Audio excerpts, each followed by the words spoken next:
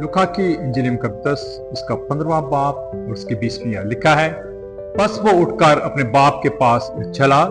वो भी दूर ही था कि उसे देखकर उसके बाप को तरस आया और दौड़कर उसको गले लगा लिया और चूमा। हम आज समझते हैं कि हमारी ज्यादातर बीमारियां जो हैं वो बदनी प्रॉब्लम्स के सबब से हैं, लेकिन ऐसा नहीं है। हमारी ज्यादातर बीमारियां जो 80% बीमारियां हैं वो हमारे अंदर की जो शख्सियत है उसकी तोड़ फोड़ के सबब से हैं। मसलन गुस्सा करना, खौफ में रहना, हसद को लेकर आना, उसके साथ साथ कुत्ते जो है वो रहना, नफरत करना, अपने अंदर जो है कड़वाहट के बीज को जो है वो पलने देना और ऐसी बहुत सारी निकम्मी बातें जो हैं वो अपने अंदर रखना।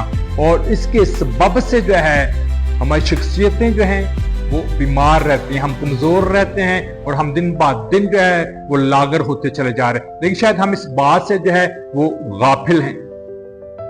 मुसरफ अपने बाप के घर से चला गया क्योंकि उसकी शख्सियत जो है वो बीमार है, वो बीमार शख्सियत का हामिल है। लेकिन जब वो लौट कर आना भी चाहता है तो उसकी शख्सियत फिर भी बीमार है, क्योंकि बाप के घर में आकर वो बेटा नहीं बनना चाहता, नौकर बनना चाहता है। वो बाप के घर में आकर जो है आम मजदूरों जैसा काम जो है वो करना चाहता है और वो बीमार शख्सियत के साथ, बीमार जहनीत के साथ जो है वो वापस लौटा है। आज हम में से बहुत सारे हैं जिनका जहन जो है वो बीमार है, जिनके अंदर जो है वो शख्सी बीमारी जो है वो लगी हुई है।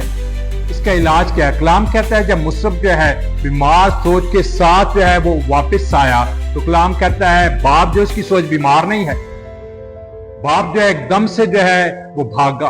बाप ने जिल्लत की परवाह नहीं की, मैं उसे चूमूंगा, लोग जो है वो क्या कहेंगे, ये छोड़कर जो है वो चला गया। नहीं, बाप ने जाकर जो है उसे गले लगाया, बाप ने जाकर उसे जो है वो चूमा और उसकी बीमार शख्सियत का इलाज जो है वो किया। उसे वो कुछ नहीं दिया जो कुछ वो सोचता था। आज हम चाहते हैं कि हमारी बीमार जो शख्सियत है उसका हल जो है वो निकले।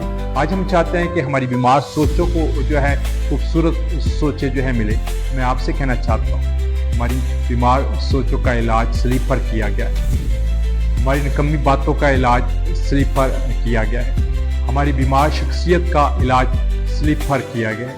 अपने आप को जो है सलीब के नीचे लेकर जो है वो आ जाओ और आपकी बीमार शख्सियत बीमार नहीं रहेगी।